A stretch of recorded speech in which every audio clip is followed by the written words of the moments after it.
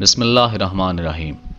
حضرت امام بخاری رحمۃ اللہ علیہ کا نام محمد اور کنیت ابو عبداللہ ہے۔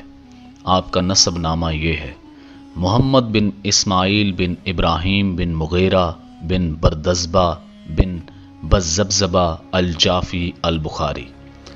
بردزبہ آتش پرست تھے، لیکن ان کے بیٹے مغیرہ نے بخارا کے حاکم یمان الجافی کے ہاتھ پر اسلام قبول کرنے کے بعد بخارا شہر ہی میں اپنی سکونت اختیار کی۔ اس لیے امام بخاری کو الجافی البخاری کہا جاتا ہے۔ آپ کے والد مولانا اسماعیل رحمۃ اللہ علیہ کا شمار امام مالک رحمۃ اللہ علیہ کے خاص شاگردوں میں سے ہوتا ہے، اور وہ بھی اپنے وقت کے بہت بڑے محدث تھے۔ ان کی کنیت ابو الحسن ہے۔ امام بخاری رحمۃ اللہ علیہ کی پیدائش 13 شوال 1994 ہجری میں ہوئی۔ اگرچہ ان کے والد بھی محدث تھے، مگر وہ اپنے والد کے فیض صحبت سے مستفیض نہ ہو سکے۔ ان کے والد اپنے ہونہار بیٹے کو بچپن میں ہی داغ مفارقت دے گئے، اس لیے حضرت امام کی تربیت ان کی والدہ محترمہ نے کی، اور حضرت امام رحمۃ اللہ علیہ کی والدہ ماجدہ ایک خدا ترس اور عبادت گزار خاتون تھی۔ یہ ان کی تربیت ہی کا اثر تھا کہ ان کا یہ ہونہار بیٹا نہ صرف محدث ہی نہیں بلکہ سید المحدثین کہلاتا ہے۔ بچپن میں امام بینائی سے محروم ہو گئے۔ بہت علاج کروایا مگر بینائی درست نہیں ہوئی۔ ان کی والدہ کے لیے اپنے خاوند کی وفات کے بعد یہ دوسرا بڑا صدمہ تھا، اسی لیے وہ ہر وقت روتی رہتی اور دعائیں کرتی۔ ان کا زیادہ وقت مصلی ہی پر گزرتا۔ آخر ایک رات عبادت کرتے کرتے ان کی آنکھ لگ گئی۔ انہیں خواب میں حضرت ابراہیم علیہ السلام کی زیارت ہوئی۔ حضرت ابراہیم علیہ السلام نے انہیں بشارت دی کہ اللہ تعالیٰ نے ان کے بیٹے کی بینائی درست کر دی ہے۔ چنانچہ جب صبح ہوئی تو انہوں نے دیکھا کہ واقعی ان کے بیٹے کی آنکھوں کی روشنی لوٹ آئی تھی۔ پھر جب حضرت امام بخاری رحمۃ اللہ علیہ نے علم کی تلاش میں سفر شروع کیا تو دھوپ کی شدت سے بینائی دوبارہ چلی گئی۔ بصارت دوبارہ ختم ہونے پر امام نے خراسان میں کسی حکیم سے مشورہ کیا۔ حکیم نے آپ کو سر کے بال صاف کروانے اور گل ختمی کا لیپ کرنے کا مشورہ دیا۔ چنانچہ آپ نے ایسا ہی کیا، جس سے آپ کی بینائی دوبارہ درست ہو گئی۔ اس کے بعد آپ کو دوبارہ کبھی نظر کی خرابی کی شکایت نہیں ہوئی۔ 10 سال کی عمر میں ہی آپ نے مکتب کی تعلیم مکمل کر لی تھی، چونکہ آپ کو حدیث کا علم حاصل کرنے کا بہت شوق تھا۔ اس لیے آپ بخارا شہر میں علوم قرآن و حدیث کے مختلف مراکز میں شرکت کرنے لگے۔ ایک دن بخار کے محدث حضرت امام داخلی رحمۃ اللہ علیہ اپنے شاگردوں کو حدیث کا درس دے رہے تھے۔ امام بخاری بھی اس درس میں موجود تھے۔ امام داخلی رحمۃ اللہ علیہ نے ایک حدیث کی سند یوں بیان کی: ابو الزبیر عن ابراہیم۔ امام بخاری ادب سے بولے: حضرت یہ سند درست نہیں ہے، ابو الزبیر نے ابراہیم سے یہ حدیث روایت نہیں کی۔ تو درست کیا ہے؟ امام داخلی نے پوچھا۔ اس پر امام بخاری نے صحیح سند یوں بیان کی: ابو الزبیر و حوا بن عدی بن ابراہیم۔ جب منصف مزاج استاد نے گھر جا کر اصل کتاب کی طرف رجوع کیا تو انہوں نے دیکھا کہ امام بخاری کی بیان کردہ سند بالکل درست ہے۔ چنانچہ انہوں نے امام بخاری کی علمی قابلیت فوراً تسلیم کر لی۔ بہرحال ایک 11 سال کے بچے کی علم حدیث پر اس قدر مضبوط گرفت محدث بخارا کے لیے تعجب انگیز تھی۔ مذکورہ بالا واقعے کے بعد امام بخاری کی علمی قابلیت کا ذکر بخارا کے ہر علمی مرکز میں ہونے لگا۔ وقت گزرتا رہا اور امام بخاری کے محدثین سے فیض حاصل کرتے ہوئے ذخیرہ حدیث کو محفوظ کرتے رہے۔ آپ نے بخارا کے بہت سے محدثین کی کتابیں زبانی یاد کر لیں۔ آپ نہ صرف 70,000 سے زائد احادیث حفظ کر چکے تھے، بلکہ ان حدیثوں کی سندیں اور رجال کے حالات بھی آپ کی برنوکے زباں یاد ہو چکے تھے۔ یہ سارا علم آپ نے اپنے شہر بخارا میں رہتے ہوئے ہی حاصل کر لیا تھا، اور ابھی آپ نے علم حدیث کے حصول کے لیے کوئی سفر نہیں کیا تھا۔ بخارا کے علمی مراکز میں حدیث کا علم حاصل کرتے کرتے 6 سال مزید گزر گئے۔ 210 ہجری میں جب امام بخاری کی عمر 16 سال ہوئی تو آپ کی والدہ ماجدہ آپ کو اپنے ساتھ حج پر لے گئیں۔ چنانچہ امام بخاری نے اپنی والدہ اور اپنے بھائی احمد کے ساتھ فریضہ حج ادا کیا، اور پھر انہوں نے والدہ کی اجازت سے مکہ المکرمہ میں رہائش اختیار کر لی۔ آپ نے مکہ میں 2 سال قیام کیا، اور اس عرصے میں آپ رحمۃ اللہ علیہ ابو بکر عبداللہ بن الزبیر، علامہ حمیدی، ابو الولید احمد بن الرزقی اور عبداللہ بن یزید جیسے اکابر علماء سے حدیث کا علم حاصل کرتے رہے۔ سال 212 ہجری میں آپ رحمۃ اللہ علیہ مدینہ منورہ چلے گئے۔ مدینہ طیبہ میں آپ کا قیام 4 سال تک رہا۔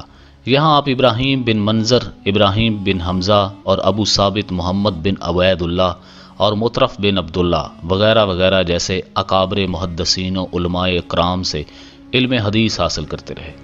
اس کے علاوہ آپ نے مدینہ طیبہ میں قیام کے دوران اپنی کتاب تاریخ کبیر کا مسودہ بھی چاندنی راتوں میں تحریر کیا۔ حجاز شریف میں آپ رحمۃ اللہ علیہ نے 6 سال تک قیام کیا۔ اس کے بعد آپ بصرہ، کوفہ اور بغداد گئے۔ کوفہ اور بغداد کے متعلق امام بخاری رحمۃ اللہ علیہ کا اپنا قول ہے۔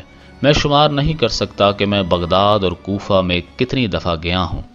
امام بخاری کے ایک ہم عصر حاشد بن اسماعیل فرماتے ہیں کہ بصرہ میں قیام کے دوران میں اور امام بخاری اکٹھے ایک درس میں جایا کرتے تھے۔ سب لوگ لکھتے رہتے تھے مگر امام بخاری محض سنتے ہی تھے، لکھتے نہ تھے۔ 16 دن بعد میں نے ان سے نہ لکھنے کے متعلق دریافت کیا تو انہوں نے فرمایا کہ جو کچھ تم نے اب تک لکھا ہے لے آؤ اور مجھ سے زبانی سن لو۔ میرے پاس 15,000 سے زائد احادیث لکھی ہوئی تھی۔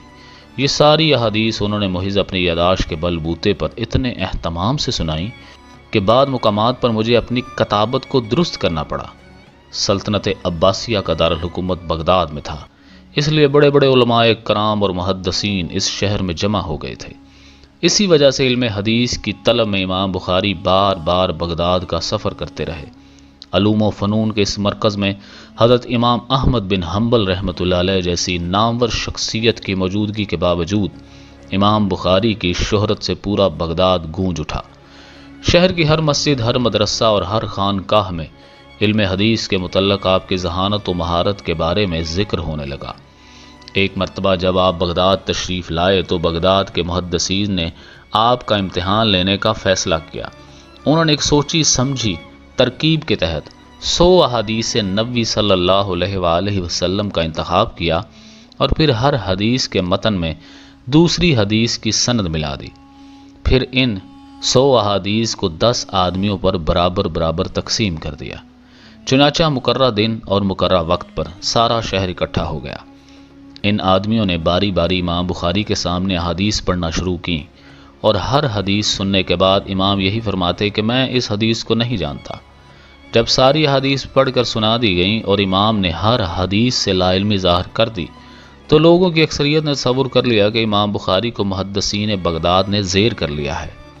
لوگ طرح طرح کی باتیں کرنے لگے۔ کوئی کہہ رہا تھا کہ امام حقیقت سے واقف ہیں اور کوئی کہہ رہا تھا امام اپنی ہار تسلیم کر چکے ہیں۔ اچانک امام بخاری کھڑے ہوئے اور انہوں نے پہلے آدمی کو مخاطب کر کے کہا، تم نے جو پہلی حدیث بیان کی ہے اس کی سند غلط ہے۔ پھر انہوں نے اس حدیث کی اصل سند بیان کی۔ اس کے بعد آپ نے باری باری تمام احادیث کی سندیں بیان کر دیں جو صحیح تھی۔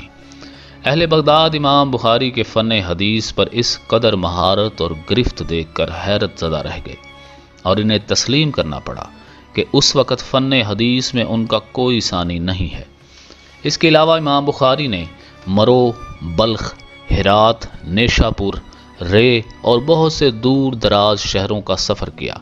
امام بخاری خود فرماتے ہیں کہ انہوں نے 1000 سے زیادہ استاذہ سے احادیث سماعت کی ہیں اور تمام احادیث کی سندیں اور راویوں کے حالات انہیں یاد ہیں۔ امام بخاری رحمۃ اللہ علیہ کو اپنے مرحوم باپ کی طرف سے ورثے میں بہت سی دولت ملی تھی۔ آپ نے اس دولت کو تجارت میں لگا دیا۔ تجارت کی صورت اس طرح سے تھی کہ آپ نے اپنا سرمایہ کسی قابل اعتماد شخص کو تجارت کی غرض سے اس شرط پر لگا دیا کہ سرمایہ ان کا ہوگا اور محنت اس شخص کی، مگر نفع نقصان میں وہ برابر حصہ دار ہوں گے۔ اللہ تعالیٰ نے اس تجارت میں برکت دی۔ اس طرح آپ تجارتی جھمیلوں سے آزاد رہے اور خوشحالی بھی آپ مقدر رہی۔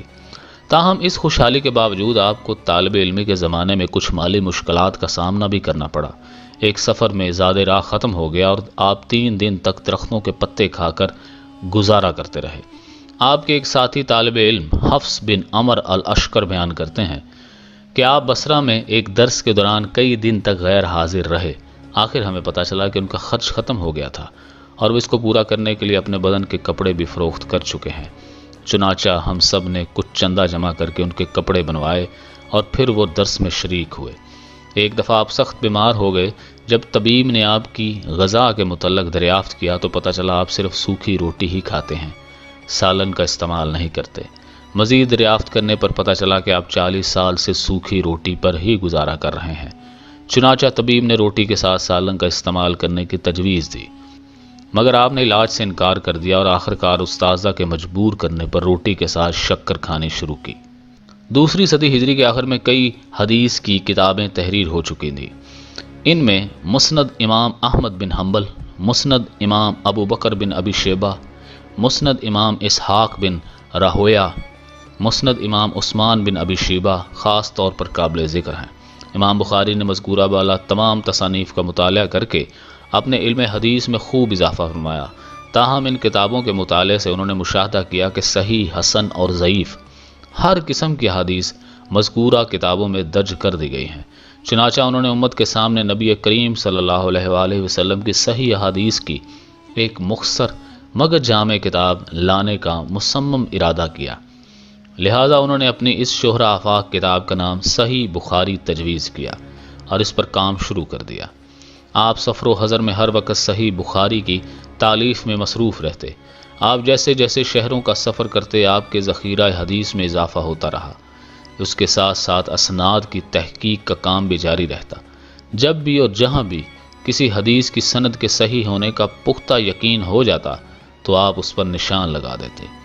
بہرحال احادیث کے متن اور ان کی اسناد کی تحقیق مکمل کرنے کے بعد امام بخاری رحمۃ اللہ علیہ نے بیت اللہ شریف میں اس کتاب کو حتمی شکل دی۔ آپ نے 6 لاکھ احادیث کے ذخیرہ میں چھانٹ چھانٹ کر صحیح احادیث کا انتخاب کیا۔ اس کے علاوہ آپ ہر حدیث کے لیے 2 رکعت نماز پڑھ کر استخارہ کرتے اور جب اس حدیث کی صحت کے کاملہ پر یقین ہو جاتا تو اسے درج کر لیتے۔ یوں اس عظیم کتاب کی تالیف مکمل کرنے میں آپ کو 16 سال کا عرصہ لگا۔ امام بخاری نے صحیح بخاری کے علاوہ اور بھی بہت سی کتابیں تصنیف کی ہیں۔ آپ کی پہلی کتاب قضا یا الصحابہ والتابعین ہے، جو آپ رحمۃ اللہ علیہ نے اس وقت تصنیف کی جب آپ کی عمر 18 برس تھی، مگر بدقسمتی سے اس کتاب کا کوئی نسخہ اس وقت موجود نہیں ہے۔ آپ کی دوسری کتاب التاریخ الکبیر ہے۔ یہ کتاب بھی آپ نے عمر کے 18ویں سال میں ہی تحریر فرما دی تھی۔ اس کے علاوہ آپ کی تصانیف میں التاریخ الاوسط، التاریخ الصغیر، کتاب الصافہ الصغیر، المسند الکبیر اور الادب المفرد وغیرہ جیسی شاندار کتابیں بھی شامل ہیں۔ حاکم بخارا خالد بن احمد ذیلی نے حضرت امام بخاری رحمۃ اللہ سے درخواست کی کہ وہ شاہی دربار میں تشریف لا کر اسے اور اس کے شہزادوں کو حدیث پڑھائیں۔ آپ نے پیغام لے کر آنے والے قاصد کے ذریعے سے جواب دیا کہ مجھے بادشاہ کے خوش آمدیوں میں شامل ہونے کا کوئی شوق نہیں ہے اور نہ ہی مجھے اپنے علم کی بے قدری گوارا ہے۔ اس جواب کو حاکم نے اپنی توہین سمجھا، لہذا اس نے امام کی مخالفت شروع کر دی۔ وہ امام کو کسی بہانے بخارا سے نکالنا چاہتا تھا۔ چنانچہ اس وقت کے علماء نے اس کی مدد کرتے ہوئے امام بخاری پر عقائد کے حوالے سے الزام لگا دیے۔ اس پر حاکم بخارا نے امن کی خرابی کا بہانہ بنا کر امام کو بلا تاخیر بخارا شہر سے نکل جانے کا حکم دیا۔ امام بخاری رحمۃ اللہ علیہ اپنا وطن چھوڑنا نہیں چاہتے تھے، مگر حاکم وقت کا حکم ٹالنا بھی ممکن نہ تھا، اس لیے انہوں نے بادل نخواستہ بخارا سے کوچ کیا۔ آپ بخارا سے سیدھے بیکند گئے۔ وہاں انہیں سمرقند والوں نے اپنے ہاں تشریف لانے کی دعوت دی۔